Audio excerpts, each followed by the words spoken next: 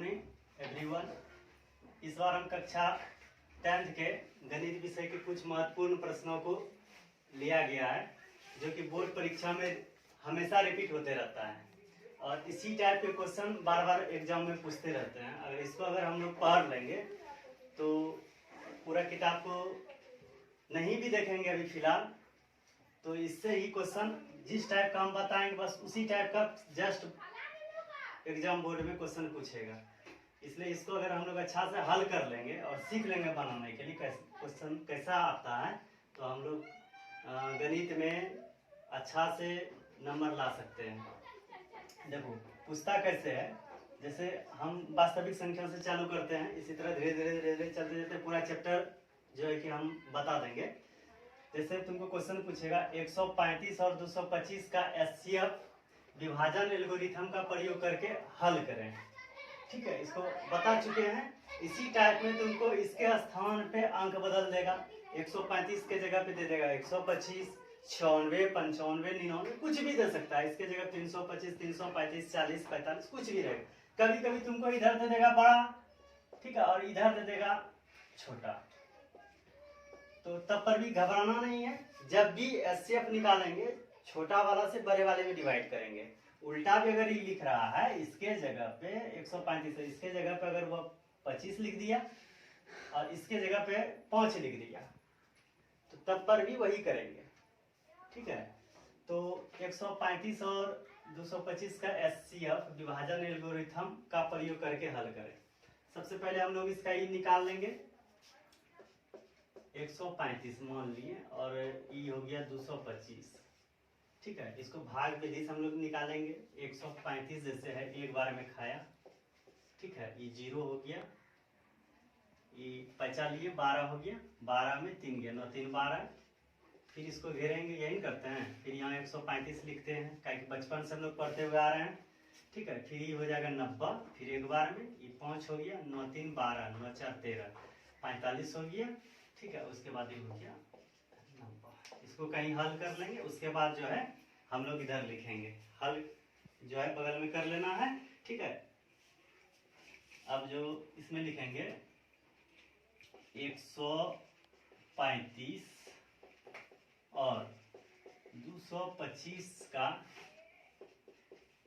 HCF विभाजन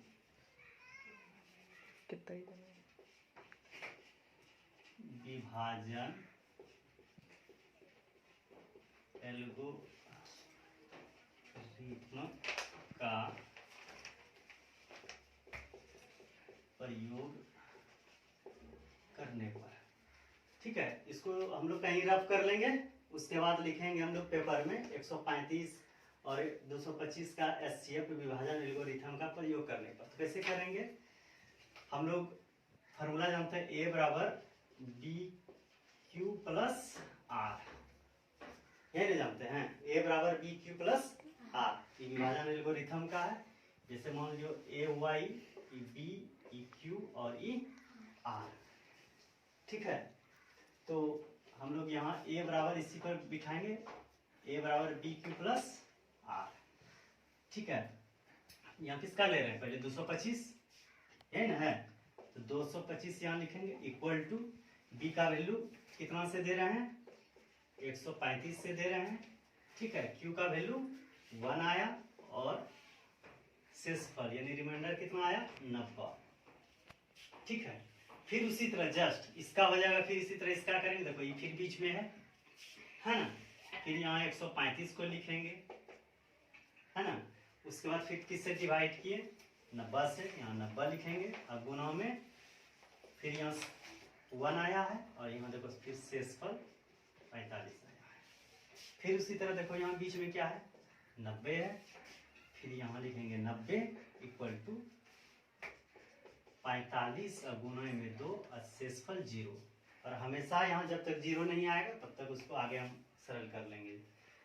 अब देखो यही मेरा विभाजन एल्गोरिथम का प्रयोग हुआ, मेन चीज ये हुआ, ये मैंने नहीं है, इसको सिर्फ रफ के लिए बनाए हैं। ठीक है, अब हम लोग यहाँ लिखेंगे 135 और 225 का HCF इक्वल टू कितना से कटा है लास्ट में 45 से 0 आ गया है, इसलिए यहाँ कितना हो जाएगा 45। यही हो गया तुम्हारा आंसर। दे देगा तुमको अभाज्य गुणनखंड विधि से 72 और 240 का एचसीएफ ज्ञात कीजिए और फिर इनका एलसीएम ज्ञात कीजिए। यानी इसके पहले हम बताए थे एल्गोरिथम विधि, ठीक है। उसके बाद तुमको क्वेश्चन जो है कि अभाज्य गुणनखंड विधि से पूछेगा, ठीक है। अभाज्य गुणनखंड विधि द्वारा 72 और 240 का एचसीएफ ज्ञात कीजिए और फिर इसका एलसीएम ज्ञात कीजिए।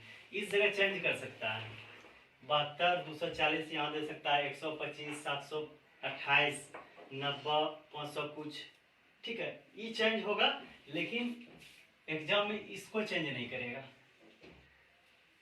ठीक है। एग्जाम में इसको चेंज नहीं करेगा, एग्जाम में वही लिखेगा अभाज्य गुणनखंड विधि से। यहाँ तुमको हम जैसे 72 240 पूछ रहे हैं, वहां तुमको दे देगा 250 576 60 240 72 360 कुछ भी दे सकता है, लेकिन इसको चेंज वो नहीं कर सकता है, ठीक है। तो हमको पकड़ना है कि इस टाइप के सर बताए थे, हमको ऐसे ऐसे बनाना है। तो अभाज्य गुणनखंड विधि से कैसे बनाएंगे? सबसे पहले हम लोग लिखेंगे यहाँ 72 का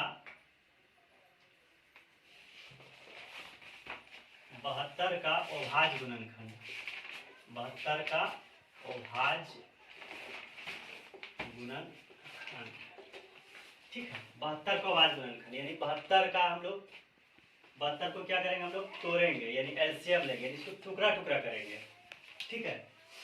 जैसे हम लोग बचपन से करते हुए आ रहे हैं, जैसे ये हुआ 36 हो गया, ये हो गया 18 हो गया, ये हो गया 9 हो गया, ये हो गया 3 और 3, बचपन से ऐसे करते हुए आ रहे हैं, एकदम इसको ऐसा ग्रहण कर लेंगे जो कि भूले नहीं, ठीक है। कैसे बनाना है, यानी 72 का अभाज्य गुणनखंड, तो इस तरह कहीं रफ में कर लेंगे, ठीक है। या अगर जान रहे हैं कोई बात नहीं है, ठीक है। इसको तोड़ कर तुम लोग को बता दिए, तो इसका क्या हो जाएगा 2 गुना 2 गुना 2 गुना 3 गुना 3, यही हुआ इसका गुणनखंड।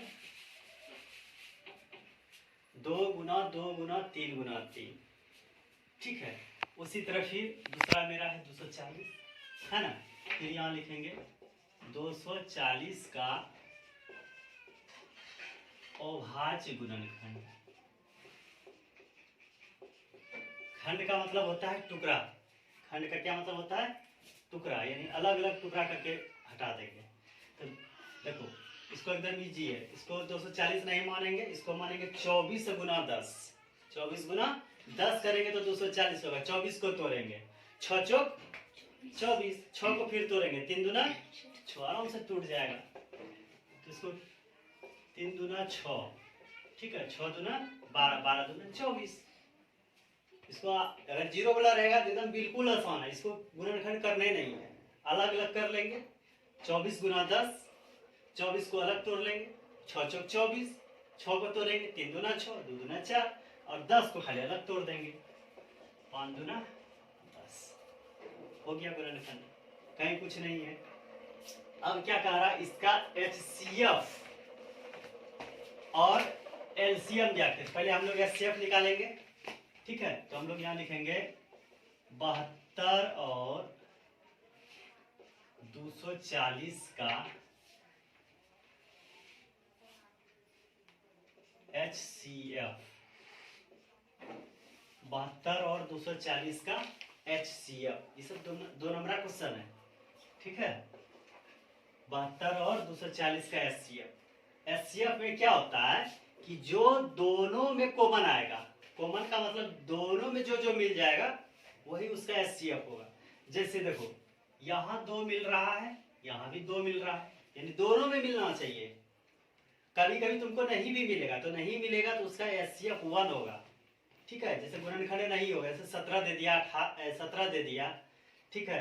क्या कहते हैं 11 दे दिया, 13 दे दिया, तो वहां तो करने का मतलब उसको तो हम टुकड़ा नहीं कर सकते हैं, तो वहां हम लोग एचसीएफ हमेशा 1 लिखेंगे। जहां टुकड़ा नहीं करेंगे वहां हमेशा एचसीएफ 1 हो जाएगा, ठीक है। तो एचसीएफ अभाज्य गुणनखंड में एचसीएफ कैसे निकालते हैं, कि कभी कभी यहाँ तुमको हम 2 को पूछे, वहां तुमको 3 को भी पूछ सकता है। 72, 240, 360 का एचसीएफ और एलसीएम ज्ञात करें अभाज्य गुणनखंड विधि से। तो यहाँ 3 को लिखेंगे, जैसे 2 लिखे ना, और जैसे एक रहा था 360, तो यहाँ लिखते 360 का भाग, तब तीनों में कॉमन देखते हैं। ठीक है, 4 को दे देगा तो चारों में कॉमन देखेंगे। ठीक है, आ रहा है समझ में? तो ये अगर 2 मिल रहा है तो 2 हो गया, फिर खोजेंगे। देखो यहाँ भी 2 है, यहाँ भी 2 है, फिर 2 हो गया। ठीक है, फिर यहाँ 2 है, यहाँ 2 है, 2 हो गया। अब फिर देखो यहाँ 3 है, यहाँ 3 है, 3 हो गया। अब देखो यहाँ 3 है, अब ये नहीं है, अब कोई भी डिजिट नहीं मिल रहा है, छोड़ देंगे, हो गया आंसर। इसको गुना कर देंगे, 2 दूनी 4, 4 दूना 8, 8 तिया 24। ठीक है, अब उसी तरह हम लोग एलसीएम लिखेंगे। 72 और 240 का एलसीएम। ठीक है, 72 और 240 का एलसीएम। एलसीएम का क्या नियम है कि जो मिलेगा उसको भी लिखेंगे, जो मिलेगा दोनों में कॉमन उसको भी लिखेंगे, जो नहीं मिलेगा उसको भी लिख देंगे। बस यही है एलसीएम का नियम। जैसे यहाँ 2 मिला था, है ना, तो 2 हो गया, फिर 2 मिला था, 2 हो गया, फिर 2 मिला था, 2 हो गया, फिर 3 मिला था, 3 हो गया। एगो एक्स्ट्रा यहाँ 3 बचा था, इसको भी 3 लिख देंगे, और यहाँ 5 और 2 बचा तो 5 और 2 दोनों लिख देंगे। ठीक है, तो क्या हुआ कि इसमें एलसीएम में क्या नियम है कि जो मिलेगा उसको भी लिख देंगे, जो नहीं मिलेगा उसको भी लिख देंगे। लिख के क्या करेंगे, सबको गुना कर देंगे। 2 दूने 4, 4 दूना 8, 8 तिया 24, 24 तिया 72। अब 72 और इधर कितना है, 5 और 2 ना, 5 दूना 10, 72 यानी 720 हो गया ना। ये हो गया तुम्हारा 720। 2 दूना 4, 4 दूना 8, 8 24, 24 तिया 72, 5 दूना 10। ठीक है, यानी 720 का क्या हो गया, एलसीएम हो गया। अब इसी क्वेश्चन में तुमको कभी कभी क्या पूछ देगा कि 72 और 240 का अभाज्य गुणनखंड में, ठीक है, इसको जो है कि घात के रूप में, गुणनखंड के रूप में लिखें। यानी उसमें जैसे कि 2 के वो हुआ, जैसे 1, 2, 3, 2 पर पावर 3 घात के रूप में। ठीक है, फिर 3 2 गो है तो 3 पर पावर 2 है ना। कभी कभी इसको गुणनखंड के रूप में लिखने बोलता है। ठीक है, चलो उसी तरह अब हम लोग नेक्स्ट देखेंगे।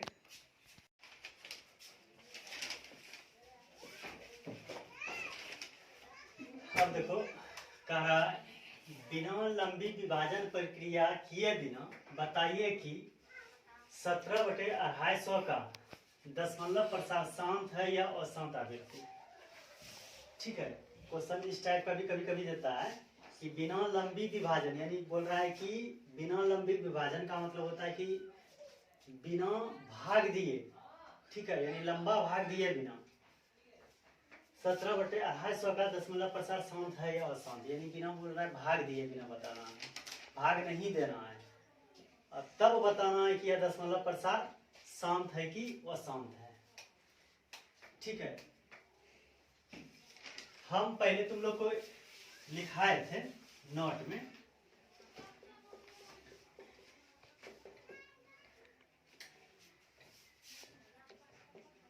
हर में 2 और 5 या हर में 2 और 5 या दोनों पर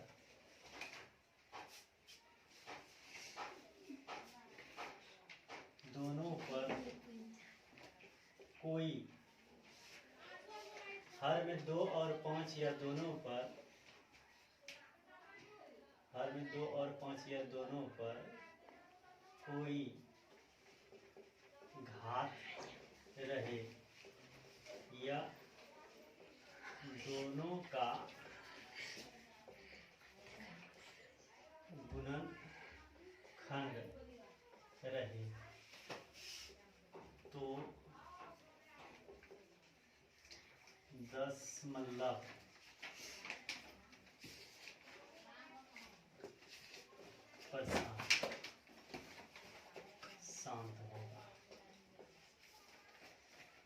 देखो इसको याद रखना बहुत जरूरी है, यही तो चीज है। हर में 2 और 5 या दोनों पर कोई घात रहे, कुछ भी घात हो सकता है, जैसे कि 2 पर पावर 7, 2 पर पावर 9, 5 पर पावर 7। ठीक है, हर में 2 और 5 या दोनों पर कोई घात रहे या दोनों का गुणनखंड रहे तो दशमलव प्रसार हमेशा शांत होगा। ठीक है, दूसरा पॉइंट, हर में 2 और, देखो ये उदाहरण के तौर पे बताएं, इसका उदाहरण हो गया, इसका उदाहरण जैसे 2 गुना 5, 2 पर पावर 7 गुना 5 पर पावर 9। ठीक है, तो ये क्या हो जाएगा, शांत हो जाएगा। दूसरा पॉइंट, हर में 2 और 5 के अलावे, हर में 2 और 5 के अलावे कोई अन्य संख्या आवे तो, सही से नहीं दिख रहा होगा, कोई अन्य संख्या आवे तो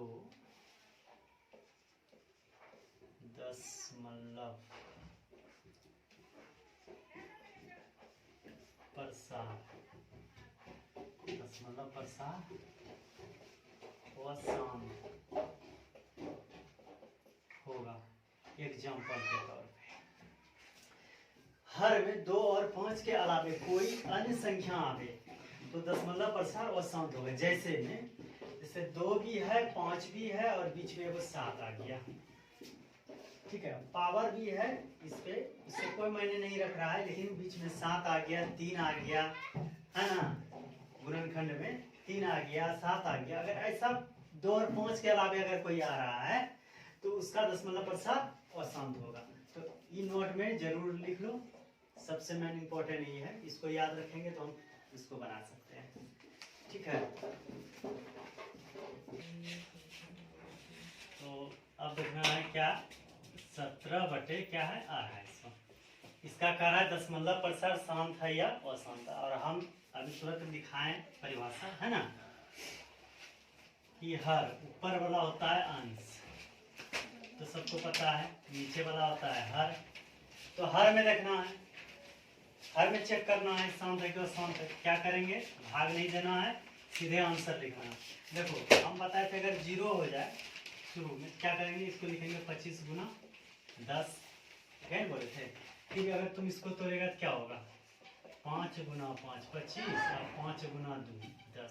अब देखो इसमें क्या है, 5 और 2 वाला ही आया ना, 5 और 2 वाला हो गया तो क्या हो गया, ये शांत हो गया। ठीक है, अब यही चीज को अगर यहाँ कर देता 15 बटे 210, ठीक है, यहाँ देता बिना लंबी विभाजन प्रक्रिया किए बिना बताइए कि 15 बटे 210 का दशमलव प्रसार शांत है या अशांत। ठीक है, चेंज कर देता, तब क्या करते, फिर वही नियम, हर को ही हमेशा देखेंगे।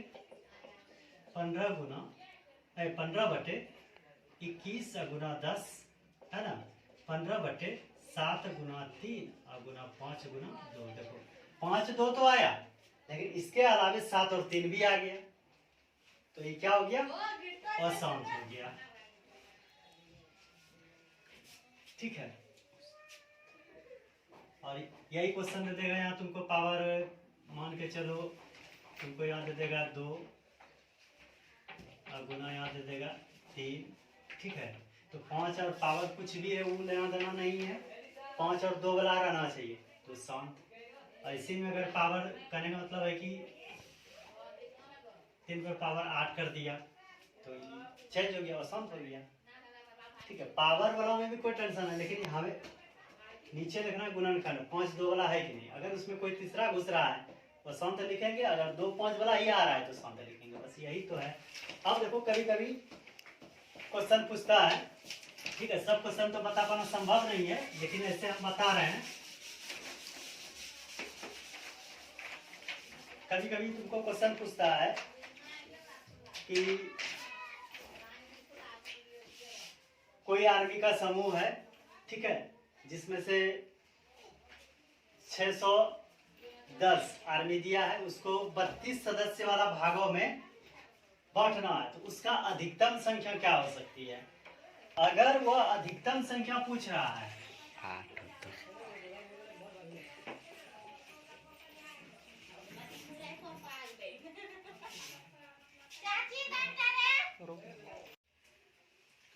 देखो उसके बाद देखो अगला क्वेश्चन कैसे तुमको पूछ सकता है, HCF, ठीक है, और ये क्वेश्चन पूछा हुआ क्वेश्चन है, ठीक है, उसमें आगे चेंज कर दिया था, मतलब ये क्वेश्चन पूछा हुआ HCF 48,576 इक्वल टू 12 दिया है, ठीक है, तो LCM 48 और 576 ज्ञात करें, ठीक है। यानी कहने का मतलब है कि तुमको HCF दे दिया है 12, तुमको LCM निकालना है, ठीक है। तो इस टाइप का अगर क्वेश्चन पूछे तो कुछ नहीं करना है, हम लोग एक फार्मूला जानते हैं, पहली संख्या गुना दूसरी संख्या, पहली संख्या गुना दूसरी संख्या इक्वल टू LCM गुना HCF, ठीक है। अगर इस टाइप का अगर एग्जाम में सवाल पूछ रहा है तो कुछ नहीं करेंगे, याद रखना है पहली संख्या गुना दूसरी संख्या इक्वल टू LCM गुना HCF, ठीक है। अब इसमें पहला संख्या और दूसरी संख्या कौन सा हुआ, इसको जानना जरूरी है, तो ये पहला संख्या हुआ, ये दूसरी संख्या हुआ, यही दोनों का तो HCF 12 है। कभी कभी तुमको दे देगा कि LCM इतना और इतना का मान लो 572 कर दिया, ठीक है, LCM इतना इतना इक्वल टू 572 दिया है, तो HCF इतना और इतना ज्ञात करें, तो HCF ज्ञात करना है तो फिर यही फार्मूला यूज होगा। पहली संख्या पूछेगा तो यही फार्मूला यूज होगा, दूसरी संख्या पूछेगा तो यही फार्मूला होगा। तो पहली संख्या दूसरी संख्या पूछेगा तो यहाँ LCM और HCF दिया रहेगा, और एगो दूसरी संख्या देगा तो पहला निकालना है, फिर LCM और HCF दिया रहेगा, दूसरा पूछेगा तो पहला संख्या यहाँ दिया रहेगा तो पहला लिखना है। अब कहने का मतलब है कि देखो पहला संख्या कितना है 48 है, दूसरा कितना है 576 है, LCM बोल रहा है निकालने के लिए, तो LCM के जगह पे LCM ही लिख देंगे, और HCF हमको दिया है, कितना दिया है 12 दिया है ना। LCM को हम लोग फ्री करेंगे, यानी गुना है इधर आ जाएगा, भाग हो जाएगा, ठीक है। या अगर वैसे भी नहीं करेंगे तो यहां से भी हम लोग कटा सकते हैं, बरचौक 48 कट गया, अब इसको गुना करेंगे, 5 चौक 20, 7 चौक 28, 2 30, बाकी 3 और गलती हो गया, 6 चौक 24, 6 चौक 24, 7 चौक 28, 28 और 2 30, बाकी 3 और 5 चौक 20, 3 शेष था कि 2 शेष था रे, 2 था ना, 7 चौक 3 था, 5 चौक 20 और 3 23, 6 चौक 24, 7 चौक 28 2 30 और 5 चौक 20 और 3 23, यानी तुम्हारा जो LCM निकल गया यही निकल गया, ये हो गया आंसर। अब देखो ये तो हो गया, या इसके जगह तुमको दे देगा, इसके जगह पे तुमको दे देगा, इसको हटाते हैं, ठीक है, और यहाँ हम LCM लिख देते हैं, LCM, और यहाँ कितना निकल गया 2304, और यहाँ तुमको दे देगा HCF ज्ञात करें, HCF ज्ञात करें, ठीक है। देखो क्वेश्चन चेंज हो गया, LCM इतना और इतना बराबर इतना दिया है, तो एचसीएफ ज्ञात करें। क्या करेंगे हम लोग, फार्मूला वही रहेगा, है ना, फार्मूला वही रहेगा। तो सिर्फ हम लोग क्या करेंगे, क्या निकालने बोल रहा है, एचसीएफ निकालने बोल रहा है, तो एलसीएम की जगह पे हम लोग ये डाल देंगे 2304 गुना एचसीएफ। ठीक है, अब अगर इसको सरल करेंगे तो एचसीएफ को फ्री करेंगे तो ये आके यहाँ बटे हो जाएगा, यानी एचसीएफ इक्वल टू हो जाएगा क्या, 48 गुना 576 बटे में 2304। ठीक है,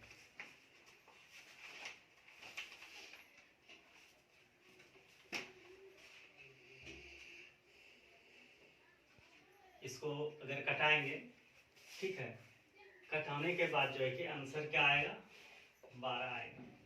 ठीक है, अगर इसको डिवाइड करेंगे, ठीक है, जैसे ही कटाएंगे तो इसके पहले हम बताए थे कि एचसीएफ कितना आया था, यहाँ 12 आया था। इसको सरल करेंगे तो एचसीएफ 12 ही आएगा। ठीक है, कभी कभी इसी क्वेश्चन में तुमको दे देगा, ये हो गया तुम्हारा एलसीएम और ये तुम्हारा हो गया एचसीएफ, 12 हो गया, 12 है, इसमें से दे देगा तुमको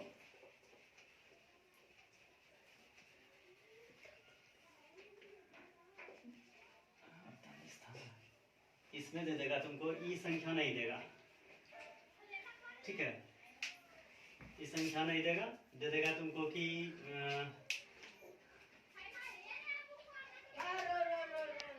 एलसीएम 2304 और एचसीएफ 12, इनमें से दूसरी संख्या 576 है, ऐसे लिखेगा, दूसरी संख्या 576 है तो पहली संख्या ज्ञात करें। ठीक है, तो यहाँ दूसरी संख्या के जगह पे 576 बिठाएंगे, एलसीएम और एचसीएफ का वैल्यू बिठाएंगे, डिवाइड कर देंगे। ठीक है, दूसरी निकल जाएगा। कभी कभी तुमको दे देगा दो संख्या में से एक संख्या 48 है, उसका एलसीएम इतना है और एचसीएफ इतना है, उसमें से दूसरी संख्या ज्ञात करें। फिर उसी तरह यहाँ बिठा देंगे, फिर इसको मतलब जो कि बटे करेंगे उधर चल जाएगा, तो भाग देंगे तो मेरा दूसरी संख्या निकल जाएगा। इस टाइप का क्वेश्चन रिपीट करते रहता है, लेकिन मेनली फार्मूला मेरा ये है, पहली संख्या गुना दूसरी संख्या इक्वल टू एलसीएम गुना एचसीएफ। अब इसमें तुमको पहली पूछ रहा है, कभी दूसरी पूछ देगा, कभी एलसीएम पूछ देगा, कभी एचसीएफ पूछ देगा, बनाना है हमको उसी टाइप का। ठीक है, कभी पहली पूछेगा तो दूसरा संख्या दे देगा, दूसरा पूछेगा, ठीक है, तो पहला संख्या दे देगा, एलसीएम एचसीएफ दिया रहेगा। अभी बताएं कि एचसीएफ पूछा था तो एलसीएम निकालना पड़ा, एलसीएम पूछेगा तो एचसीएफ, सेम चीज है, एक ही फॉर्मूला पे सब बन जाएगा। ठीक है,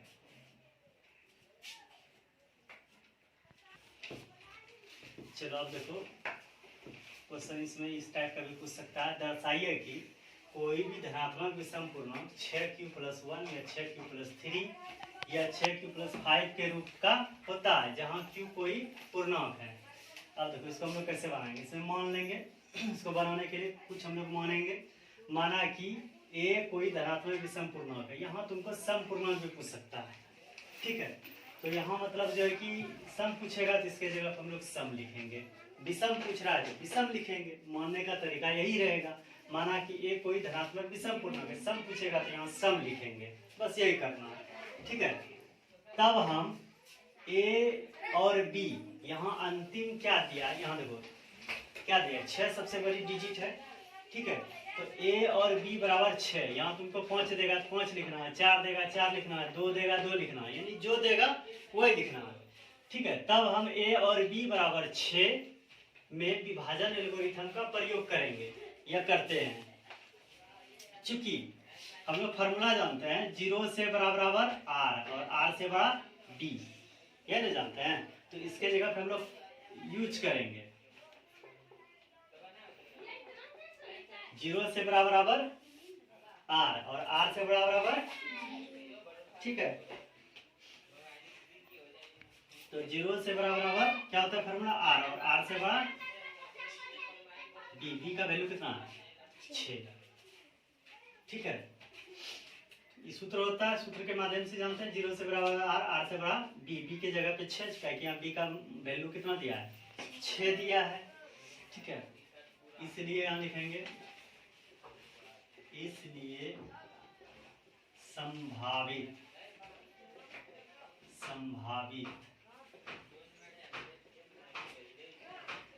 शेषफल, संभावित शेषफल कहाँ से, 0 से 6 के बीच में लेना है। यहाँ आर है ना, यानी 0 से 6 के बीच में लेना है। संभावित शेषफल क्या क्या होगा, 0, 1, 2, 3, 4, 5, 6, यानी 0 और 6 के बीच में, या 0 से 6 तक लेना है। इसका संभावित शेषफल यही हुआ। अब इसको हम लोग बनाएंगे, फिर हम लोग एल्गोरिथम वाला फार्मूला जानते हैं। क्या जानते हैं, ए बराबर बी क्यू प्लस आर, यह ना सूत्र जानते हैं। ठीक है, तो यहाँ तो माने हैं ए कोई धनात्मक पूर्णांक, इसका तो वैल्यू दिया नहीं है, तो यहाँ पूछ रहे हैं, यहाँ ए ही हो जाएगा। बी का वैल्यू 6 दिया है, बिठा देंगे, और क्यू का भी वैल्यू हमको नहीं दिया है, तो यहाँ क्यू ही बिठा देंगे। ठीक है, अब प्लस आर का वैल्यू 0, यहाँ 0 बिठा देंगे। 6q और प्लस 0, तो क्या हो जाएगा, 6q में 0 को जोड़ेंगे तो 6q ही हो जाएगा, ये ना होगा। उसी टाइप का फिर क्या होगा, a बराबर फिर 6q प्लस, इसी तरह गुणा करके आगे बढ़ते जाएंगे। 6q ही रह जाएगा, फिर r का वैल्यू क्या दिया है, 1 हो गया। एकदम इजी है, खाली बिठाते जाना है। फिर a बराबर क्या हो जाएगा, 6q प्लस, फिर शेषफल क्या है मेरा, 2 है, 2 बिठा देंगे, है कि नहीं। फिर a बराबर 6q प्लस, फिर अगला शेषफल क्या है मेरा, 3 बिठा देना है। ठीक है, फिर a बराबर 6q प्लस, फिर क्या है, 4 बिठा देना है। फिर a बराबर 6q प्लस, फिर क्या है शेषफल, 5 बिठा देना है कि नहीं। फिर a बराबर 6q प्लस 6 बिठा देना है। अब क्वेश्चन में ये तो हम बना दिए, ठीक है। अब क्वेश्चन में क्या कह रहा है कि a कोई धनात्मक विषम पूर्णांक लेना है ना, a कोई धनात्मक विषम पूर्णांक लेना है।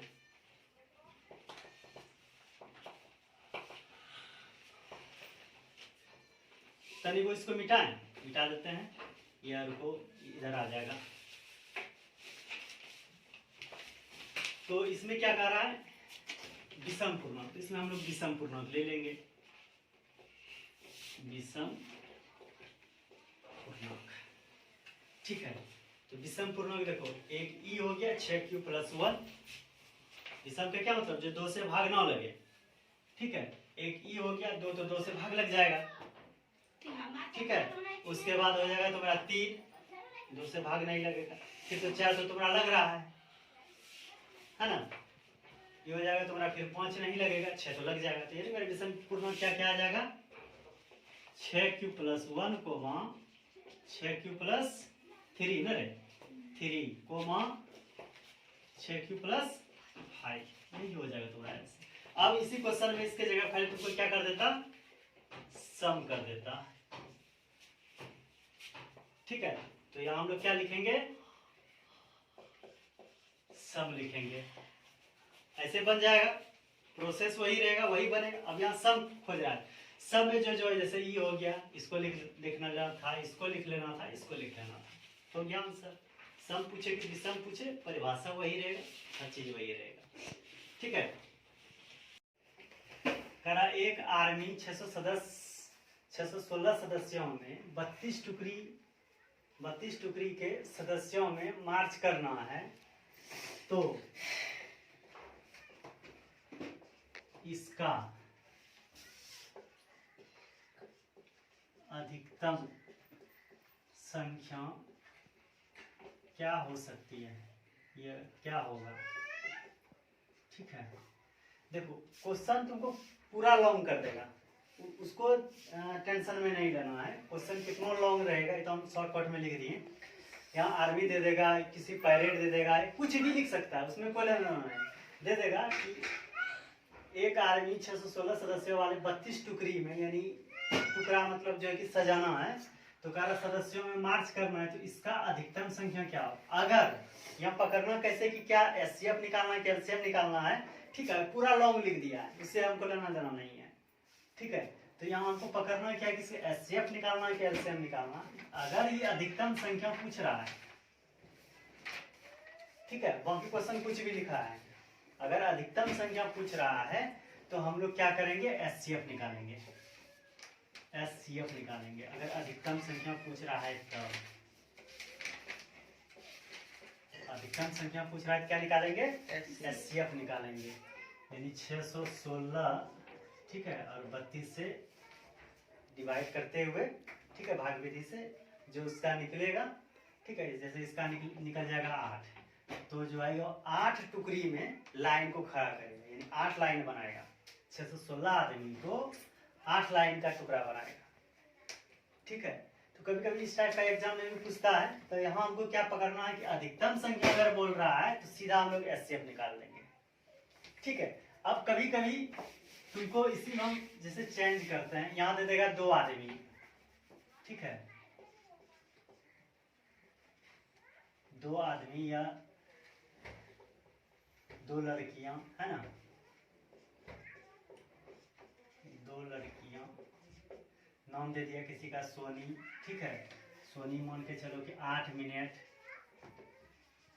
सोनी 8 मिनट में, और दूसरा हो गया मान लो रानी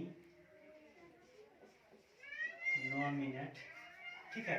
दे देगा 2 लड़कियां, 2 लड़का, ठीक है, 2 आदमी, ठीक है, या नाम दे देगा 2 का, फलना मिनट या फलना घंटा, ठीक है, घंटा में दे, मिनट में दे, ठीक है। तो 2 लड़कियां, ठीक है, एक सोनी जैसे कि मान के चलो कि 8 मिनट और रानी 9 मिनट में।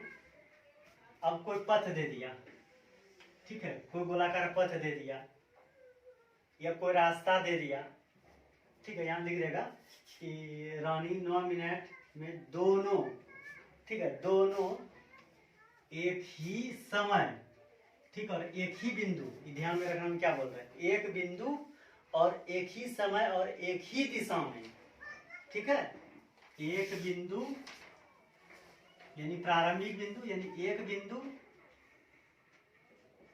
और एक ही समय और एक ही दिशा में, ठीक है। ये 3 पॉइंट याद रखने का है। एक तो 2 लड़की है, ठीक है, एक लड़की यहाँ खड़ी है, दूसरा लड़की इसके बगल में खड़ी है, एक ही बिंदु पर यानी साइकिल लेके खड़ी है। ये हो गया तुम्हारा वृत्ताकार पथ, इस पर लड़की घूमना चाहती है, ठीक है।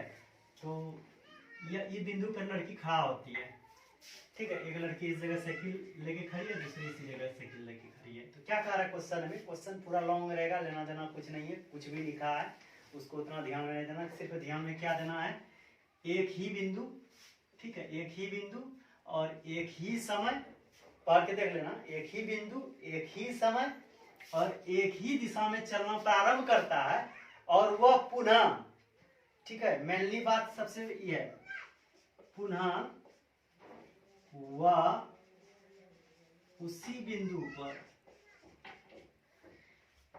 बिंदु पर कितने समय में आके मिलेंगे, या कितने घंटे में आके मिलेंगे, ठीक है। मिनट में होगा तो कितने मिनट में आके मिलेंगे, घंटा में क्वेश्चन रहेगा कितने घंटों में आके मिलेंगे। वो क्वेश्चन पढ़ने के बाद तुम लोग को पता चलेगा, मिनट में पूछेगा तो यहाँ मिनट लिख देगा, घंटा में पूछेगा तो घंटा में। लेकिन हमेशा क्या ध्यान में रखना है, बिंदु पूछा है, एक ही समय पूछा और एक ही दिशा में पूछा है, और लास्ट में तुमको क्या लिखा हुआ रहेगा, पुनः वह उसी बिंदु पर आकर कितने समय के बाद मिलेंगे। अब लड़की यहाँ से चलना प्रारंभ की और फिर इसी स्थान पर आकर अगर वह रुकती है, ठीक है, तो यहाँ पकड़ना कैसे, क्या बनाएंगे, यहाँ लिखा हुआ रहेगा पुनः वह उसी स्थान पे आके मिलती है, तो उस स्थिति में हम लोग क्या निकालेंगे, एलसीएम निकालेंगे। क्या निकालेंगे, एलसीएम निकालेंगे। और अधिकतम संख्या पूछेगा तो क्या निकालेंगे, एचसीएफ निकालेंगे। कोई दिक्कत, ठीक है। पुनः वह उसी बिंदु पर आकर मिलती है तो एलसीएम निकालेंगे। 8 और 9 का पूछ रहा था, तो 8 और 9 का लघुत्तम, 9 8 72 आंसर, यानी 72 मिनट के बाद वह जो है सोनी और मोनी उसी स्थान पे आके मिलेंगे। तो पकड़ने का क्या तरीका है, बिंदु देखेंगे कि उसी बिंदु से चल रहा है वो व्यक्ति, एक ही टाइम ले रहा है और एक ही दिशा में जा रहा है, और वह फिर वहीं आके मिल रहा है पुनः, वहां लिखेगा पुनः वह उसी स्थान पर आके मिलेगा या उसी बिंदु पर आके मिलेगा।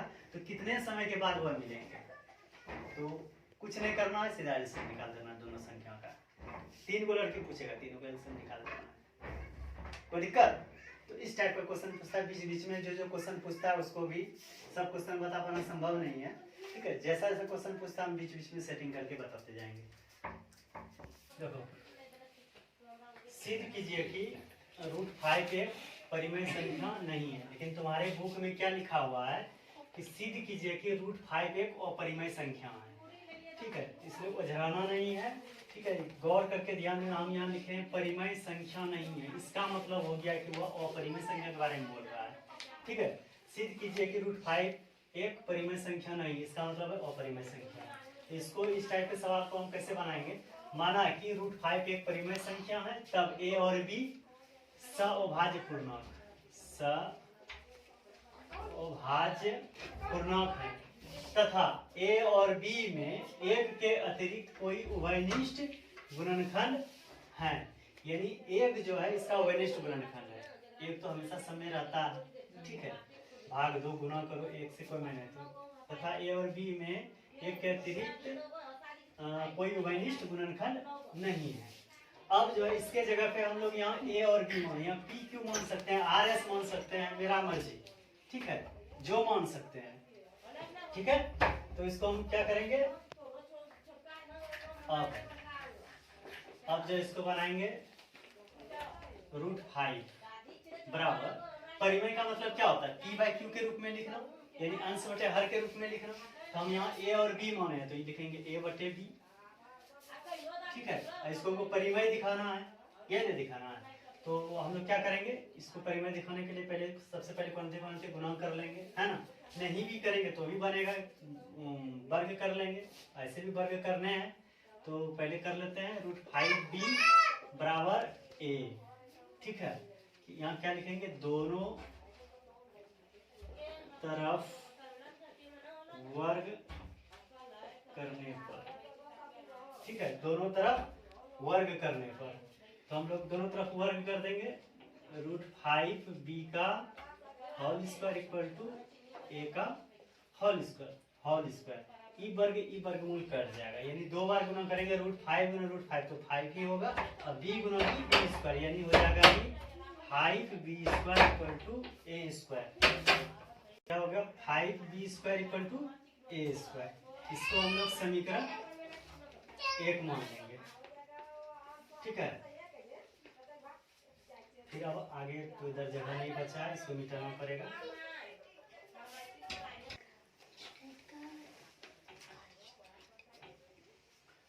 ठीक है, आगे देखो 5b square equal to a square, यही आया, ठीक है। अब जो है इसका मतलब क्या हुआ, अतः a स्क्वायर 5 को विभाजित करता है, यानी a स्क्वायर 5 का डिवाइड है, यानी विभाजित करता है। इसलिए हम लोग परिमेय से जानते हैं a भी 5 को विभाजित करेगा, जब स्क्वायर इसको विभाजित किया है तो a भी 5 को विभाजित करेगा। अब फिर इसको जो है कि इसी सवाल को हम लोग पुनः रिपीट करेंगे कि देखते हैं कि a के लिए विभाजित करता है तो b के लिए विभाजित करता है कि नहीं करता है। अगर a के लिए विभाजित करता है, अगर वह b के लिए भी विभाजित करेगा तो इसका मतलब है वह परिमेय संख्या कन्वर्ट हो जाएगा, ठीक है। तो चेक करके हम लोग देख लेंगे कि विभाजित होता है कि नहीं है। तो यहाँ लिखेंगे पुनः माना, a बराबर, या इसके स्थान पे रखेंगे, इसको दिखाना है हमको।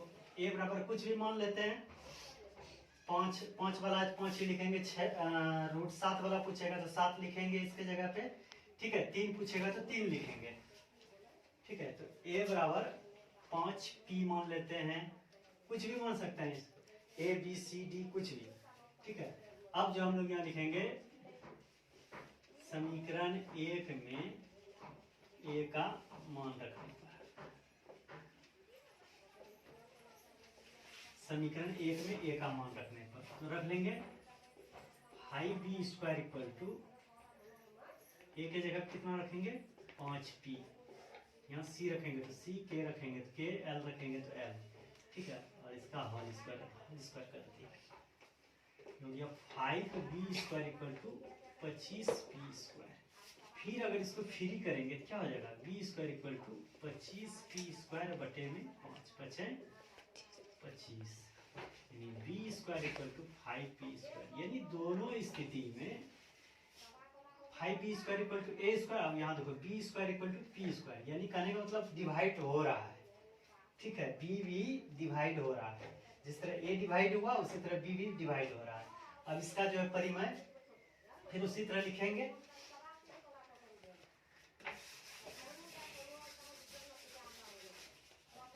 उसी टाइप का लिखेंगे।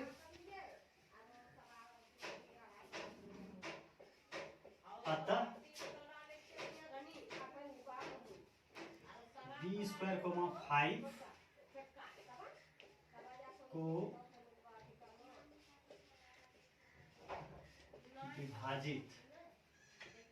विभाजित करेगा या करता है, करेगा। इसलिए परिमेय से, इसलिए b भी 5 को विभाजित करेगा, विभाजित करेगा, ठीक है। अब तनी वो इसको मिटाना पड़ेगा,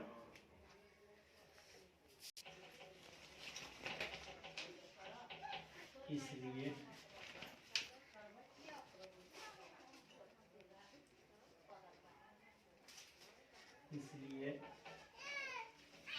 A और B में एक के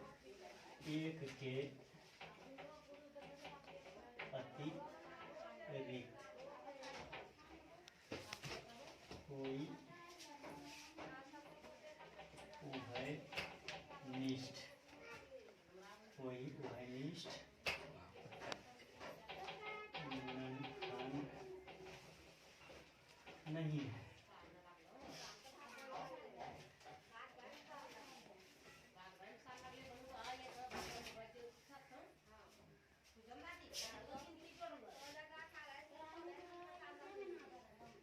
इसलिए √5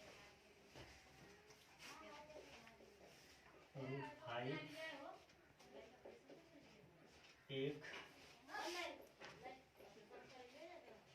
परिमेय संख्या है, परंतु √5 एक अपरिमेय संख्या है, क्योंकि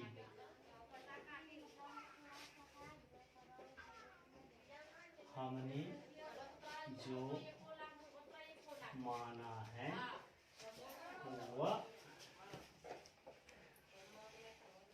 गलत है, हमने जो माना है वह गलत है।